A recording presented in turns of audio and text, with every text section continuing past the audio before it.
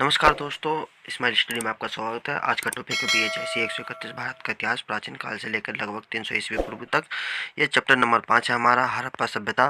ठीक है, इस चैप्टर में हम समझेंगे हड़प्पा सभ्यता के कालक्रम, मतलब ये कितने से कितने साल तक ये था, आरंभ था, शुरू हुआ और ख़त्म हुआ।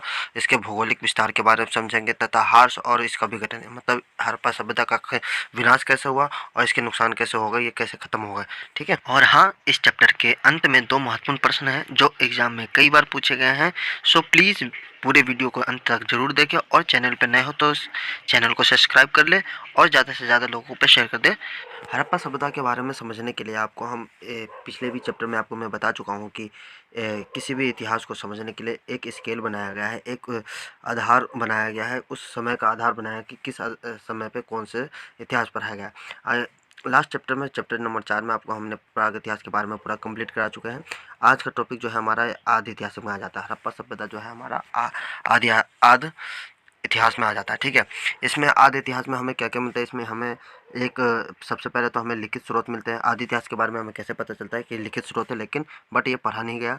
दूसरा है पुरातात्विक स्रोत। पुरातात्विक स्रोत बहुत मिले हैं हमें, जैसे सिक्के हो गए, टेराकोटा के सिक्के हो गए, कांसे की मूर्ति हो गया, या शहर हो गया, या मटके घड़े वगैरह सब हमें पुरातात्विक स्रोत मिले हैं। और तीसरा ये कांस्य युग भी कहा जाता है। ठीक है, इस युग को हमें कांस्य युग भी कहा जाता है। ठीक है, तो आज आप इसके बारे में समझते हैं कि सिंधु सभ्यता क्या है, सिंधु सभ्यता की लिपि कैसी है। ठीक है, तो हमारा पहला पॉइंट है, सिंधु सभ्यता की जो लिपि है वो भाव चित्रणात्मक लिपि थी। मतलब वहाँ के जो लिपि था या जो अक्षर लिखे जाते थे वो भाव चित्रणात्मक यानी कि चित्र आकार की लिपियाँ थी। सिंधु घाटी में जो कुल शहर जो मिले हैं या सभ्यता मिली है वो साढ़े 300 सभ्यता मिली है, जिसमें से 200 से ज़्यादा शहर या सभ्यता गुजरात में है। ठीक है, सिंधु सभ्यता की जानकारी सबसे पहले हमें चार्ल्स मेसन ने दी तथा इस सभ्यता की जो सर्वेक्षण किया था वो कनिंघम ने किया था, अलेक्जेंडर कनिंघम था। ठीक है, सिंधु सभ्यता का कुल एरिया 13 लाख किलोमीटर के आसपास में फैला हुआ था। इस सभ्यता का आकार जो था वो त्रिकोण आकार का था, पिज्जा टाइप का। ठीक है, सिंधु सभ्यता जो है एक त्रिकोण आकार के में क्षेत्र वर्ग में फैला हुआ था। अगर क्वेश्चन पूछे भौगोलिक क्षेत्र में पूछ लिया जाता है कि सिंधु सभ्यता जो है कि किन आकारों में विस्तृत था, तो इसमें 3 आकारों में विस्तृत था, त्रिकोण आकारों में, जिसमें से एक कौन था, सुतका गंडोर जो दास की नदी में था। दूसरा जो था वो कश्मीर में था, मांडा जो चिनाब नदी के आसपास था। ठीक है, तीसरा दैमाबाद जो है पर्वता नदी के पास, और एक जो है उत्तर प्रदेश जो है वो आलमगीर हिंडन नदी के आसपास में। ये इतने एरिया में ये क्षेत्र में फैला हुआ था। ठीक है, ये कुल मिलाकर के 13 लाख किलोमीटर के एरिया में फैला हुआ था। ठीक है, आगे चलते हैं।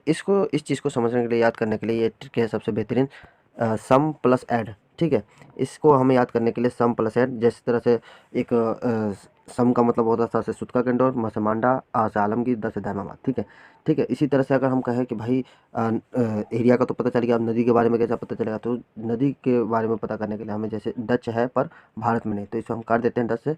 ठीक है, और देखते हैं, सम का मतलब होता है सुतका गंडोर, द से है दास की नदी के पास। ठीक है, म से होता है मांडा, और च से है चिनाब नदी के पास। ठीक है, ए से है आलमगीर, है से हिंडन नदी के पास, और डी से दामाबाद जो है परवारा नदी के पास है। ठीक है, अगला टॉपिक है हमारा एक प्राचीन शहर की खोज। जब 1826 में चार्ल्स मेसन ने अपनी पहली बार इस पुरानी सभ्यता को खोज किया था, 1856 में इस सभ्यता के बारे में सर्वेक्षण किया था चार्ल्स मेसन ने। ठीक है, 1856 में ही जब कराची से लाहौर के मध्य रेलवे लाइन की निर्माण की दौरान बटन बंधुआ द्वारा हड़प्पा स्थल की सूचना का सरकार को दिया। बटन बंधुआ जो था वो रेल विभाग का अधिकारी था, और जो उस समय मतलब कराची से लाहौर तक के बीच में एक रेल निर्माण करना था, तो उस बीच में ये शहर की खुदाई हुई थी, और उसमें ये पता चला था कि भाई ये एक काफ़ी पुरानी इतिहास या पुरातात्विक शहर बसा हुआ है। सन 1872 में प्रसिद्ध पुरातत्व सर अलेक्जेंडर कनिंघम के निर्देश में भारतीय पुरातत्व विभाग की स्थापना की गई। कनिंघम ने हड़प्पा से स्थान पर आया और आसपास के क्षेत्रों के लोगों ने बताया कि हड़प्पा के ये ऊंचे ऊंचे टीले हजारों वर्ष पुराने शहर के अवशेष है। 1902 में लॉर्ड कर्जन ने द्वारा जॉन मार्शल के भारतीय पुरातत्व विभाग को महानिदेशक बनाया गया। ठीक है, 1921 में ही जॉन मार्शल के आदेश पर दयाराम साहनी ने हड़प्पा का उत्खनन किया तथा 1924 में जॉन मार्शल ने हड़प्पा के विषय में एक रिपोर्ट दी, और जो ब्रिटिश सरकार था, और यह सभ्यता उतनी ही प्राचीन थी जितनी मिस्र और मेसोपोटामिया की सभ्यता की थी। ठीक है, जब ब्रिटिश सरकार के आदेश पर जॉन मार्शल को कहा गया कि जॉन मार्शल के अनुसार इस सभ्यता का कालक्रम निर्धारित करो, तो जॉन मार्शल के अनुसार इस सभ्यता का काल जो है 5000 वर्षों पुराना है, जबकि कनिंघम के अनुसार यह सभ्यता का 1000 वर्षों पुरानी थी। ठीक है, मार्शल ने यह पता लगाने के लिए हड़प्पा से प्राप्त साक्ष्य, मोहरे, ठप्पे आदि उनसे बिल्कुल भिन्न थे जो अब तक मिले थे। जॉन मार्शल ने यह देखा कि जो हड़प्पा सभ्यता में हमें जो मोहर या ठप्पे वगैरह जो मिले हैं, जो अब तक के जो इतिहास में जो मिले हैं, उनसे बिल्कुल ही अलग है, बिल्कुल डिफरेंट था। ठीक है, तो जॉन मार्शल को यह शक हुआ कि भाई ये जो सभ्यता के जो ये जो पुरातत्व साक्ष्य मिले हैं, ये काफ़ी पुराने हैं। ठीक उसी समय मोहनजोदड़ो में भी एक प्राचीन बस्ती है, बौद्ध विहार के नीचे एक दबी हुई मिली। ठीक है, बौद्ध विहार के नीचे एक मोहनजोदड़ो की प्राचीन बस्तियाँ दबी मिली। हड़प्पा सभ्यता के निवासियों का मकान के नष्ट हो जाने पर उसके ऊपर मकान बना देते थे। जो हड़प्पा सभ्यता के जो लोग थे, उनके अगर घर मकान अगर नष्ट हो जाते तो उसी के ऊपर एक घर बना दिया करते थे। ठीक है, वो उनको आज के दौर के हिसाब से तो खुदेर कर या हटा करके नहीं बनाते थे। ठीक है, इसी कारण पुरातत्वविदों का उत्खनन से पता चलता है कि जो नीचे का मकान है, ये ऊपर के मकान से जो है पूरा भिन्न है, पुराना है। ठीक है, जॉन मार्शल को इस बात का प्रमाण मिल गया था कि इन बस्तियों के लोगों को लोहे की जानकारी नहीं थी। लोहे का प्रयोग लगभग 2000 ईस्वी पूर्व से पहले से शुरू हुआ था। ठीक है, अब हम एक नज़र ये मिला लेते हैं कि हड़प्पा सभ्यता में हमें क्या क्या मिली। ठीक है, या हमें हमें हड़प्पा सभ्यता से क्या क्या पुरातात्विक वस्तुएं मिले। ठीक है, हड़प्पा सभ्यता जो है उसको 1921 में इसको सर्वेक्षण किया गया। यह पाकिस्तान में है, रावी नदी के पास, और दयाराम साहनी के द्वारा इसका सर्वेक्षण किया गया था। ठीक है, तो अब इसके बारे में हमें जानने के लिए देखो, हड़प्पा सभ्यता में क्या था कि एक कहानी बताता हूँ। जिस तरह से हड़प्पा सभ्यता में कुम्हार का चाक, वहाँ एक कुम्हार का चाक मिला। कुम्हार को चाक को चलाने के लिए क्या चाहिए था? श्रम चाहिए, तो वहाँ एक श्रम आवास भी मिला। ठीक है, जब श्रम आवास होगा तो वहाँ अन्नागार भी होगा, अन्न खाने के लिए उनको, तो एक अन्नागार भी था। ठीक है, अन्नागार के बगल में थे एक मातृ देवी की मूर्ति, ठीक है, जो कांसे की थी, जो नाचते हुए दिख रहा था। ठीक है, उस मातृ देवी को कूट दिया ओखली में, कूट करके उसको यानी कि ताबूत में बंद कर दिया। यानी कि वहाँ मातृ देवी की मूर्ति मिली और ओखली मिली है और ताबूत मिला है। उस ताबूत को क्या है, RS-37 कब्रिस्तान में दफना दिया। यानी कि हड़प्पा सभ्यता में एक RS-37 नाम का कब्रिस्तान मिला है। ठीक है, और जब वो कब्रिस्तान को खोदा गया तो हाथी की खोपड़ी, यानी कि वहाँ हाथी की खोपड़ी भी मिली है, और एक सिंगरेय जानवर, यानी कि एक सिंग वाले जानवर भी वहाँ से प्राप्त हुए हैं। ठीक है, हड़प्पा सभ्यता में। ठीक है, इसी तरह से और भी है, राखीगढ़ी, धौलावीरा, मोहनजोदड़ो के बारे में भी, मतलब वहाँ कहाँ कहाँ क्या क्या वस्तु मिले या क्या क्या पुरातत्वीय चीज़ मिले हैं, वो हम अगले चैप्टर में डिस्कस करेंगे। छठे नेक्स्ट टॉपिक है हमारा हड़प्पा पूर्व और हड़प्पाकालीन सांस्कृतिक का कालक्रम। यानी कि इसमें ये हमें पता लगाना है, या इससे हमें ये पता चलेगा कि जो हड़प्पा काल को बसने में, या हड़प्पा काल से पहले वहाँ की संस्कृति के बारे में, या उस हड़प्पा काल को बसने में जो समय लगा उसके बारे में हमें इसमें पता चलेगा। ठीक है, 5500 से लेकर के 3500 ईस्वी पूर्व में मेहरगढ़ और किले गुलमोहर की जैसे बस्तियों का काल अनुक्रमण हुआ। ठीक है, यहाँ के लोग पशुपालन के साथ साथ थोड़ी बहुत खेती कर लेते थे, जैसे गेहूं, जौ, खजूर, कपास की आदि। ठीक है, 5500 से लेकर के 3500 ईस्वी के बीच में। ठीक है, इनके मकान जो थे मिट्टी के थे तथा वो भेड़ बकरियां को पालते थे। ठीक है, अगला है 3500 से लेकर के 2600 ईस्वी पूर्व में अनेक बस्तियां स्थापित हुई। तांबा, चाक और हल का प्रयोग हुआ तथा मिट्टी के बर्तन बनाने लगे। पीपल या कुबार बैल जैसे सिंग वाले देवता की आकृति प्राप्त हुई है। ठीक है, नेक्स्ट है 2600 से लेकर के 1800 ईस्वी पूर्व के मध्य में नगरों का अभ्युदय हुआ, मतलब अभय शुरुआत हुई। ठीक है, नगर सुनियोजित तरीके से बनाने लगे, नए नगर जो है नए तरीके से बनाने लगे। सामान का आकार, ईंटों का, मिट्टी के बर्तन, सुदूर व्यापार, समकोण पर कटती सड़कें तथा आदि इस नगरीकरण के विशिष्ट लक्षण होने लगे थे। यानी कि 2600 से 1800 ईस्वी बीच में जो है वो गांव जो है, कस्बा, वो नगरी में तब्दील होने लग गए थे। ठीक है, लोग शिक्षित होने लग गए थे, व्यापार करने लगे थे। ठीक है, सड़कें और नालियाँ जो है समकोण 90 डिग्री पे काटता था। ठीक है, लेकिन 1800 ईस्वी पूर्व तक आते आते इस नगर का जो है ना, ये पतन होने लगा था, और यहाँ की तकनीकें और परंपराएं जो है दूसरे क्षेत्रों में अपनाने जाने लगे थे। जैसे आपको धौलावीरा हो गया, कालीगंगा हो गया, ये सभी इलाकों में वहाँ की सभ्यता को अपनाने लग गए थे। ठीक है, अगला पॉइंट है या क्वेश्चन है कि इसे हड़प्पा सभ्यता क्यों कहा जाता है। ठीक है, आरंभ में शुरुआती दौर में यहाँ सभ्यता की खोज सिंधु नदी के आसपास में हुई थी, इसलिए इसे सिंधु घाटी की सभ्यता के नाम से दिया गया।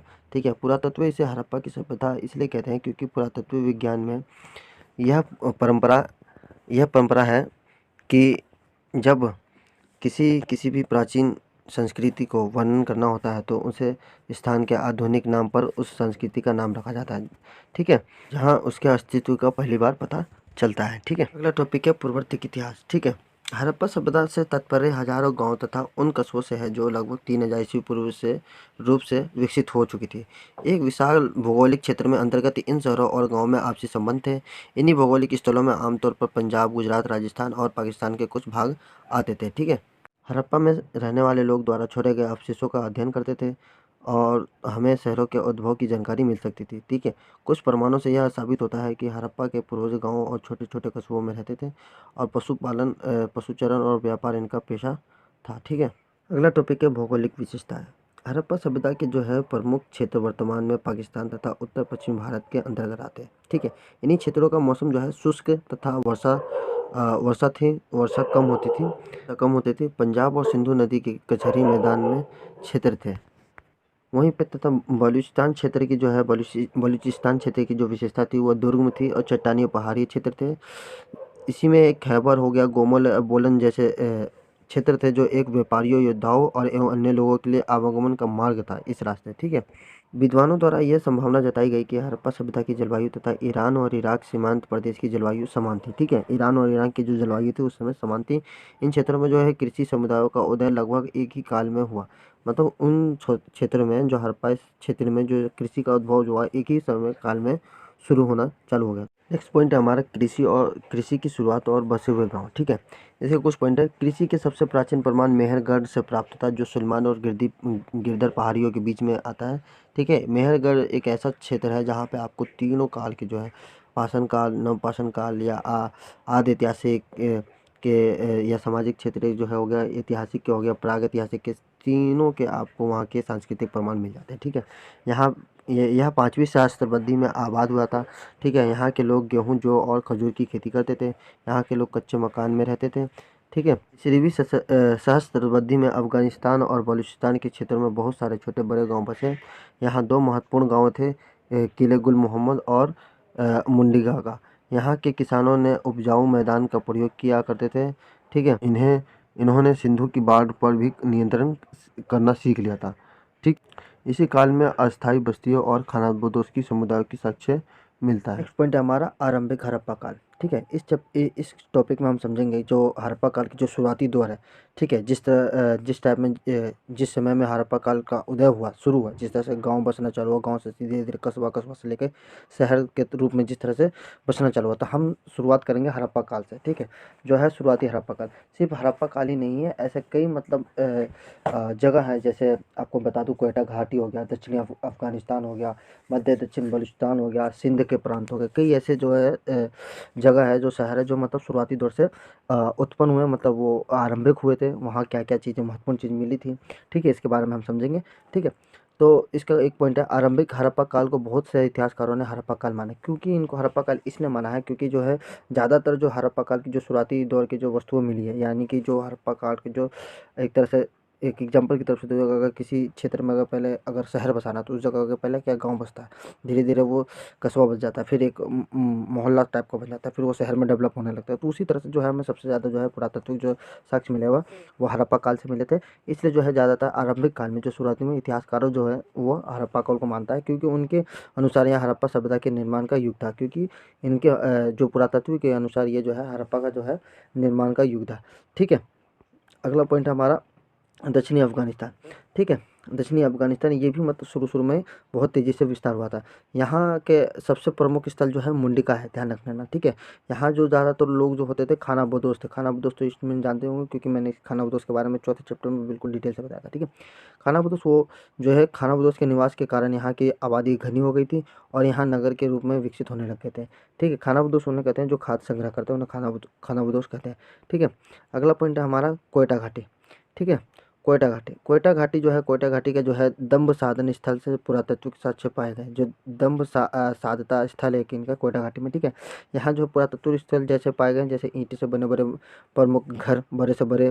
ठीक है। ये ज़्यादातर जो है तीसरी सहस्त्राब्दी ईस्वी पूर्व को मिलते हैं। सहस्त्राब्दी कहा जाता है 1000 साल को, एक सहस्त्राब्दी कहा जाता है तीसरी सहस्त्र, यानी कि 3000 साल पहले, 3000 ईस्वी पूर्व की बात है। ठीक है। अगला पॉइंट हमारा इसी का है। ठीक है। यहाँ जो है चित्रकारी किए हुए मिट्टी के बर्तन मिले हैं। ठीक है। जो मुंडिका के बर्तन से काफ़ी मिलजुल खाते हैं। मुंडिका का जो है, जो आपको अफगानिस्तान के जो मुंडिका है, मुंडिका स्थल से वहाँ से बर्तन के मिलजुल खाते हैं। ठीक है। पुरातात्विक साक्ष्य से पता चलता है कि ये लोग जो है बहुत संपन्न थे, खुश थे। ठीक है। अगला पॉइंट हमारा जो है मध्य मध्य और दक्षिण बलूचिस्तान, जो निचली पाकिस्तान का निचली एरिया आ जाता है। ठीक है। इस जगह भी कुछ बहुत सारी चीज़ें पुरातात्विक साक्ष्य मिले, जो शुरुआती दौर के, जो हड़प्पा काल के, जो या सिंधु घाटी के जो शुरुआती दौर के जो वस्तु मिले, जिस तरह से बचने की चीज़ें मिली है, जिस प्रकार इस क्षेत्र के जो बालाकोट, अंजीर, लोगांव और निंदोबारी बस्तियों से आरंभिक हड़प्पा और सभ्यता की जानकारी मिलती है। ठीक है। बालकोटा में विशाल भवनों के अवशेष प्राप्त होते हैं। ठीक है। इसी प्रकार जो है इस क्षेत्र में प्राप्त साक्ष्यों से बालकोट का फारस की खाड़ी से संपर्क होने का भी संकेत मिलता है। ठीक है। हड़प्पा काल के लोग जो है व्यापार ज़्यादातर फारस की खाड़ी से क्या करते थे। ठीक है। तो वहाँ बालकोटा से ही हमें जो साक्ष्य मिलते हो, मोहरे वगैरह, ठप्पे वगैरह वहीं से मिले, जिससे ये पता चलता है कि भाई फारस की खाड़ी के लोगों से संपर्क था। ठीक है। टॉपिक हमारा सिंधु क्षेत्र। सिंधु क्षेत्र के कचहरी मैदान के पास जो है 4000 ईस्वी पूर्व तक मध्य आते आते हड़प्पा की जो सभ्यता है वो मुख्य बिंदु बन गई थी। ठीक है। सिंधु क्षेत्र में कई सारे ऐसे क्षेत्र हैं, जैसे आपको मैं बता दूँ, कोटदीज हो गया, आमिर हो गया, मेहरगढ़ हो गया, रहमान डेरी हो गया, तराई किला हो गया। ये सब महत्वपूर्ण स्थान है जहाँ पे महत्वपूर्ण चीज़ें, वस्तु मिली है, या वहाँ से उपकरण मिले हैं, या पुरातात्विक साक्ष्य मिले हैं। ठीक है। सिंधु क्षेत्र में ये जो है आरंभिक हड़प्पा काल के हैं। ठीक है। अब हमारे जैसे है सिंधु क्षेत्र में एक आमिर जगह, आमिर आमिर यहाँ के लोग जो है मिट्टी के ईंटों और पत्थरों के मकान में रहते थे। ठीक है। यहाँ अनाज के भंडार के लिए कोठर भी मिले हैं। कोठर जो है आजकल देखे होंगे, जैसे आज तो ख़त्म हो गया, पहले क्या है, गांव में कोठरा हुआ करता था अनाज, चावल वगैरह या गेहूँ रखने के लिए। ठीक है। अगला टॉपिक हम इसी में नेक्स्ट पॉइंट है, बर्तन पर कुबेर कुबेर की बैलों का चित्र हुआ करता था। मिट्टी के बर्तन का प्रयोग करते थे लोग, जो तो उस समय मतलब जो है आमिर के लोग चित्रकला में भी बहुत महत्वपूर्ण योगदान दिया करते थे। ठीक है। नेक्स्ट टॉपिक है हमारा कोटदीज। ठीक है। कोटदीज में जो है यहाँ क्षेत्रों को चारों ओर सुरक्षा की दृष्टि से विशाल दीवार बनाई गई थी। मतलब ये एक तरह से किलेबंदी की तरह यहाँ क्षेत्र बनाया गया था। इनके सिंधु नदी के मैदान भागों में रहने वाले लोगों से घनिष्ठ संबंध था। जो सिंधु क्षेत्र के लोग जो, या सिंधु के सहायक नदी के किनारे जो बस लोग हुआ करते थे, उनके साथ जो है घनिष्ठ संबंध रखा करते थे। ठीक है। नेक्स्ट पॉइंट है हमारा मेहरगढ़। मेहरगढ़ के बारे में आपको मैं पहले भी बता चुका हूँ, इस चौथे चैप्टर में भी इसका जिक्र है। यहाँ से जो है ठप्पे वाली मोहरें प्राप्त हुई है, जिससे यह पता चलता है कि मेहरगढ़ में ही ठप्पे का निर्माण हुआ करता था, जो व्यापारियों द्वारा सुदूर व्यापार के प्रयुक्त किया जाता था, यानी कि अच्छे व्यापार के लिए ठप्पे का प्रयोग किया जाता था। ठीक है।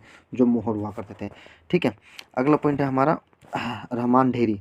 रहमान डेरी से जो है आरंभिक सिंधु उपनगर के अवशेष मिले हैं। ठीक है। यहाँ आयताकार नगर की सड़कें और गलियाँ हड़प्पा नगर की तरह सुनियोजित सुरक्षा दीवार बनी हुई मिली है। ठीक है। यहाँ जो है आयताकार जो 90 डिग्री पे सड़क काटा करता था, नालियाँ काटा करती थी। ठीक है। और गलियाँ भी जो है हड़प्पा काल के एकदम सुनियोजित तरीके से बनाए जाते थे। ठीक है। यहाँ सुरक्षा दीवार बनाई गई थी, जो एक घर के या एक पूरे क्षेत्र को चारों तरफ से घेराबंदी किया गया होता है। ठीक है। अगला पॉइंट है हमारा तरकाई किला। यहाँ जो है अनाज के प्रमुख साक्ष्य मिले हैं, जैसे कि जौ, गेहूँ, मटर, मूंग, मसूर की दालें वगैरह यहाँ से महत्वपूर्ण चीज़ें मिली हैं। ठीक है। दूसरा है इसमें लिवान से पत्थर के औजार बनाने के कारखाना मिले हैं। लिवान जो है यहाँ पत्थर के औजार बनाए जाते थे, जो फसल काटने के लिए उपयोग किया जाते थे। ठीक है। अगला पॉइंट है हमारा पंजाब और बहालपुर। यहाँ जो है उत्खनन से जो है पूर्व शहरीकरण की बस्तियाँ मिली हैं। ठीक है। ये जो है पंजाब और बहावलपुर जो है, पंजाब और हड़प्पा के बीच के पास जो है बहालपुर एक क्षेत्र है, जो हाकरा नदी के पास ठीक है स्थित है। बहालपुर में जो है हाकरा नदी में आरंभिक हड़प्पा वाली बस्तियाँ मिली है, जो हाकरा नदी के तलहटी के पास जो है 40 से भी अधिक है, शुरुआती दौर के। ठीक है। यहाँ कई प्रकार के मकान थे। ठीक है। और कई स्थानों में तो केवल गाँव ही थे जहाँ विशिष्ट प्रकार के औद्योगिक कार्य होते थे। मतलब बहालपुर में जो है ऐसे कई स्थान जो थे, कई गाँव ऐसे जो थे जो औद्योगिक कार्य, जैसे रुई, कपड़ा वगैरह, कपास वगैरह का औद्योगिक बड़े पैमाने पर कार्य हुआ करते थे। ठीक है। नेक्स्ट पॉइंट है हमारा कालीबंगा। ठीक है।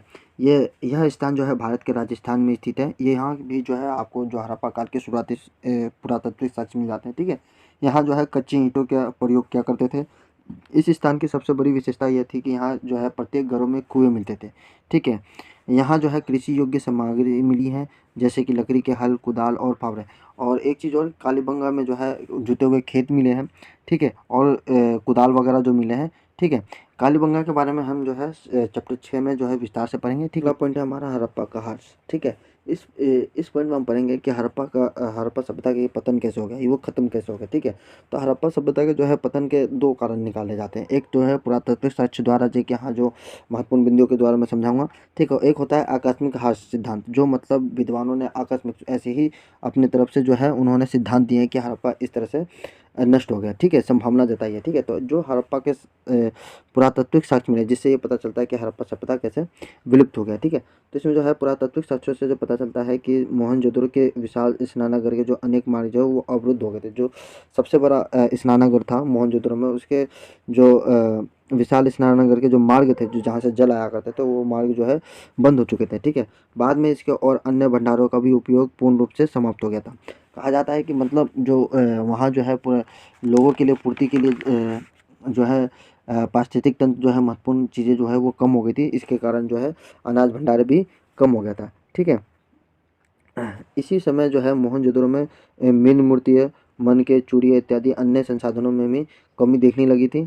ठीक है। हड़प्पा कालीन स्थलों के शहरीकरण के अध्ययन से भी यह भी हास्य के लक्षण दिखते हैं। धीरे धीरे 200-300 साल वर्षों में हड़प्पा सभ्यता का जो है मूल स्थान बस्तियों का ह्रास हो रहा था। ठीक है। जो जन समूह जो हड़प्पा के मूल निवासी जो लोग थे, वो जन समूह या तो नष्ट हो गए थे या अन्य क्षेत्रों में चले गए थे। ठीक है। यह कहा जा सकता है कि सिंधु नदी के नगरों का प्रत्याग जो है 18 ईस्वी के आसपास खत्म हो गया था। प्रत्याग का मतलब होता है वहाँ से खत्म हो जाना। यह कहा जा सकता है कि जो है 1800 ईस्वी पूर्व आते आते जो है हड़प्पा सभ्यता पूरी तरीके से नष्ट हो चुकी है। नेक्स्ट पॉइंट है हमारा आकस्मिक ह्रास के सिद्धांत। हड़प्पा सभ्यता जो है वो कहा जाता है कि भाई आकस्मिक ह्रास हुए हैं, जैसे बाढ़ आ गया है, भूकंप आ गया है, या बर्बर का आक्रमण हो गया है। ठीक है। नदियों का मार्ग बदल जाना, जो एक तरह से यह स्पष्ट नहीं करता है कि जो है हड़प्पा पूर्ण रूप से इसी कारण या इस सिद्धांत से खत्म हो गया है। ठीक है। कहा जाता है कि जो हड़प्पा सभ्यता का आकस्मिक ह्रास हुआ है, कुछ पुरातात्विक विद्वानों के निम्न सिद्धांतों का संभावना जताया जाता है। ठीक है। जैसे पहला हो गया बाढ़ और भूकंप। ठीक है। उत्खनन द्वारा मोहनजोदड़ो के कई क्षेत्र की विभिन्न अवधियों में अत्यधिक बाढ़ आने के कारण जो है साक्ष्य मिले हैं, जिससे पता चलता है कि भाई वहाँ बाढ़ और भूकंप दोनों एक साथ आते हैं। ठीक है। मोहनजोदड़ो में जो है मकानों व सड़कों पर कीचड़ युक्त मिट्टी तथा टूटे मकानों का मलबा मिला है। जो मोहनजोदड़ो में जो है टूटे सड़कें और कीचड़ युक्त मकान मिले हैं, कच्चे मकान मिले हैं, जो उस पर जो है वहाँ के लोग जो है दोबारा उसको पुनर्निर्माण करके फिर रहने लगते थे। ठीक है। जिस पर जो है पुनः वहाँ के निवासी लोग जो है मकान तथा सड़कें बनाना दोबारा बना लिया करते थे। ठीक है। इसी प्रकार जो है पुनर्निर्माण का काम कम से कम जो है 3-4 बार हो चुका था। ठीक है। ऐसा प्रतीत होता है कि मोहनजोदड़ो के हड़प्पा निवासी इन बार बार आने वाली बाढ़ के समक्ष हार गए और अतः इन्हें बस्तियों को छोड़कर चले गए थे। वहाँ जो है हर साल या हर टाइम बाढ़ आ जाया करता था, जिस तरह से अभी बिहार में है वो फिक्स है साल में बाढ़ आ जाना। उसी तरह जो है वहाँ पे जो है मोहनजोदड़ो में बाढ़ और भूकंप लगातार आ जाते थे, जिससे वहाँ के जो लोग जो है या तो क्षेत्र छोड़ दिए, वहाँ से अलग चले गए। ठीक है। नेक्स्ट पॉइंट है हमारा सिंधु नदी का मार्ग बदलना। लेम्बरिंग के अनुसार सिंधु नदी के मार्ग में परिवर्तन मोहनजोदड़ो के विनाश के कारण मानते हैं। ठीक है। लेम्बरिंग एक पुरातात्विक वैज्ञानिक है। ठीक है। क्योंकि सिंधु नदी के तंत्र एक अस्थिर तंत्र है। ठीक है। लेकिन नदियों द्वारा इस प्रकार अपना मार्ग परिवर्तन के कारण खेती और पीने के लिए पानी का अभाव उत्पन्न हो गया और जलीय व्यापार भी बंद हो गया था। ठीक है। कुछ विद्वानों का मानना है कि जबकि ये साक्ष्य जो है पूरा तरीके से अमान्य माना जाता है। ये स्पष्टीकरण नहीं दे पाता है कि भाई सिंधु नदी का मार्ग बदलने से ही हड़प्पा सभ्यता का जो है विनाश हो गया है। ठीक है। अगला टॉपिक है हमारा बर्मन आंकड़ा। मरमीटर व्हीलर के अनुसार मोहनजोदड़ो की बस्ती के अंतिम चरणों का जनसंहार के साक्ष्य मिले हैं, युद्ध के साक्ष्य मिले हैं। व्हीलर के अनुसार यह संभवतः आक्रमणकारी आर्यों द्वारा नष्ट की गई थी। ठीक है। इनका मानना है कि मोहनजोदड़ो की जो अंतिम चरण में जो पुरुषों, स्त्रियों और बच्चों के जो कंकाल अस्त व्यस्त दशा में पड़े हुए पाए गए, वह आर्यों के आक्रमण का शिकार हुए थे। ठीक है। कुछ कंकालों पर मिले धारदार हथियारों के घाव उनके मत के समर्थन करते हैं। ठीक है। व्हीलर के मत को समर्थन करते हैं। व्हीलर ने ऋग्वेद के कुछ श्लोक का भी जिक्र किया है, जैसे पूर हो गया, पुरंदर हो गया और हरूपिया हो गया। ठीक है। ऋग्वेद में रावी नदी पर स्थित हरूपिया में आर्यों द्वारा युद्ध लड़ा गया था। ठीक है। अतः व्हीलर ने यह निष्कर्ष निकाला कि हड़प्पा के जो शहर आक्रमण द्वारा नष्ट किए गए हैं। ठीक है। लेकिन इस सिद्धांत की आलोचना भी इस आधार पर की जाती है कि हड़प्पा हर्ष काल जो है 18 ईस्वी पूर्व है। ठीक है। जो व्हीलर की जो स्टेटमेंट थी उसको अस्वीकार कर दिया गया था, क्योंकि आलोचना में घिर गया, क्योंकि कारण है कि जो हड़प्पा का जो हास्य काल है, जो उसका जो पतन का काल जो है लास्ट, वो 1800 ईस्वी पूर्व है। ठीक है, लेकिन जबकि आर्यों का प्रवेश जो है 1500 ईस्वी पूर्व माना जाता है। जब कहा जाता है कि जो भारत में आर्यों का प्रवेश हुआ 1500 ईस्वी पूर्व माना जाता है, इसलिए इसे आलोचनाबद्ध भी कहा जाता है, या आलोचना के आधार में ही रखा जाता है। ठीक है, हड़प्पा का पतन होने का एक मुख्य कारण ये भी है कि पर्यावरण का असंतुलन होना। ठीक है, इसके कुछ पॉइंट है। जॉन मार्शल ने सिंधु नदी के पुरातत्वों से प्राप्त साक्ष्य के आधार पर निष्कर्ष निकाला कि हड़प्पा सभ्यता का जो है विनाश पर्यावरण के असंतुलन के कारण हुआ है। ठीक है, मार्शल अपना मत प्रकट करते हैं कि नगर निर्माण और कृषि भूमि के विस्तार के लिए वनों की अंधाधुंध कटाई की और संसाधनों का प्रयोग आदि के रूप में भी आदि के कारण भी भूमि बंजर हो गया। ठीक, परिणाम स्वरूप अकाल, सूखे और बाढ़ की स्थिति बार बार सामने आने लगी और इन्हीं परिस्थितियों से इस सभ्यता का विनाश हो गया। ठीक, टॉपिक है हमारा जनसंख्या का अनपेक्षित वृद्धि। हड़प्पा सभ्यता में जो है पतन होने का एक मुख्य कारण ये भी था कि जो जनसंख्या का जो है वृद्धि बहुत ज़्यादा हो गया था, जिसके कारण क्या था कि जो मूलभूत आवश्यकता चीज़ थी वो उस पर कमी आने लगी थी। ठीक है, कुछ विद्वान मानते हैं कि जनसंख्या की वृद्धि से इस सभ्यता के सामाजिक और आर्थिक स्तर से गिरावट आ गई, जिससे इस सभ्यता का पतन हो गया था। ऐसे हड़प्पा सभ्यता के कई सारे पतन होने के कारण है, जैसे महामारी हो गया। कहा जाता है कि भाई कई विद्वानों कहते हैं कि भाई उस समय जो है मलेरिया फैल गया था। घनगर नदी का सूख जाना। ठीक है, घनगर नदी जो है वो सूख गया था, इसके वजह से भी जो है हड़प्पा का पतन हो गया था। व्यापारिक गतिविधियाँ में अवरोधक हो गया था। मेसोपोटामिया से जो है व्यापार में कमी आने लगी थी। जलवायु परिवर्तन हो गया, कई सारे ऐसे जलवायु परिवर्तन हुए।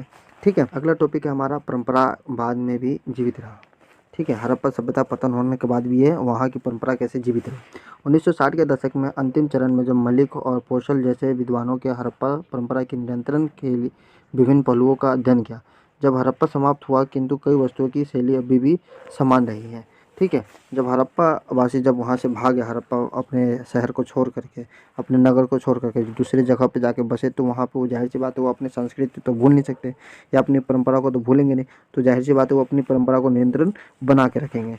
ठीक है, बस्तियाँ जो थी वो खाली हो गई थी जब पतन होने लगा था, और कुछ बस्ती जो है रिहायशी जारी रहा। जैसे जिस तरह से हरियाणा में, या आप आकर के क्या कहते हैं राजस्थान में कालीबंगा में, या आप सिंध में चले जाइए, या ईरान इराक के साइड के चला जाइए। ठीक है, या कच्छ और सौराष्ट्र जैसे क्षेत्र चले जाइए, वहाँ क्या है लोग ने अपनी परंपरा को बना के रखा। ठीक है, या वहाँ जाकर के लोग बसे। ठीक है, परंपरा बाद में भी जो जीवित रहा वो सिंध का क्षेत्र भी है। सिंध का क्षेत्र भी आता है सिंध का। हड़प्पा सभ्यता में जो है सिंध के आमेर, चनुंद्रो और झोकोर जैसे कस्बे में भी आज भी लोग जो है ईंटें और मकान में रह रहे हैं, तथा मृद भांडों का आज भी उपयोग कर रहे हैं। ठीक है, झोकोर में जो है कुछ विशिष्ट धातु की वस्तुओं द्वारा ईरान के साथ व्यापारियों का संबंध को पता चलता है, जैसे कि कुल्हाड़ी या तांबे के पिन आदि। ठीक है, इसी प्रकार भारत ईरान सीमांत प्रदेश भी आते हैं। ठप्पेदार ताम्र मोहरे और ताम्रदंड वीवर की कुल्हाड़ियों के द्वारा बलूचिस्तान और भारत ईरान सीमांत प्रदेश में भी इन लोगों के रहने के प्रमाण मिलते हैं।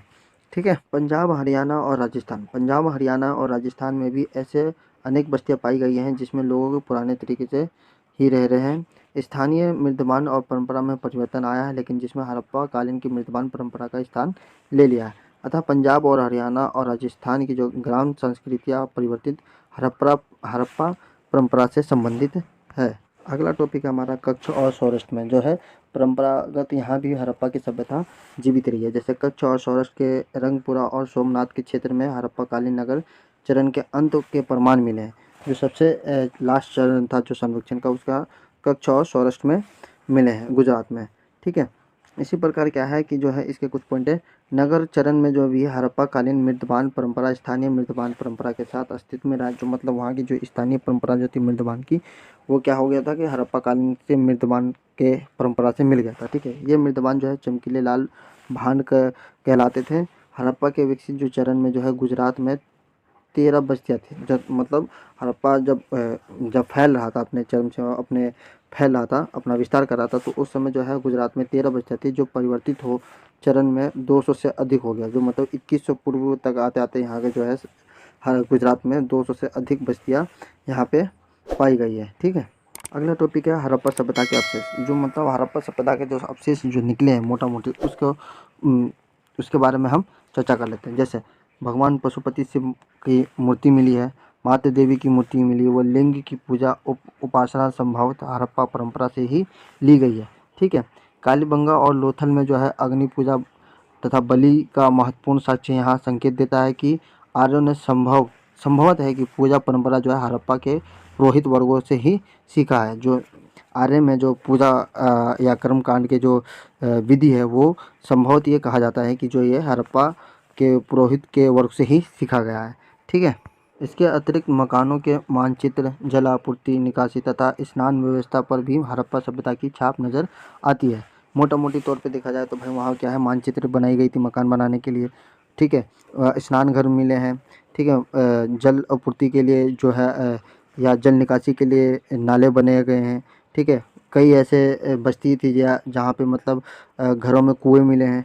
ठीक है। इसी तरह जो है भारत की जो है पारंपरिक तौल प्रणाली भी हड़प्पा काल में विद्यमान था। जो आज की डेट में हम जो बाटा जो है 1 किलो 2 किलो या 250 300 ग्राम का जो बाटा है उस समय जो है जो है हड़प्पा काल में भी विद्यमान थी। ठीक है। आधुनिक भारत में चाक बनाना, बैलगाड़ी तथा नाव का प्रयोग भी हड़प्पा कालीन से ही है। ठीक है। जिस तरह से पहले हड़प्पा काल में क्या है, मिट्टी के बर्तन बनाने के लिए चाक का यूज किया करता था, व्यापार के लिए बैलगाड़ी का यूज किया करते थे या नाव का यूज किया करते थे, वो जो कि आज भी भारत में विद्यमान है। ठीक है। अतः निस्संदेह है कि हड़प्पा सभ्यता की जो है विशेषता आगे भी चलती रहेगी तथा जो है इसमें कोई संदेश नहीं है कि यह हड़प्पा सभ्यता यहीं तक सीमित है, जबकि ये आगे तक भी और विस्तृत होती रहेगी, फैलता रहेगा। ठीक है।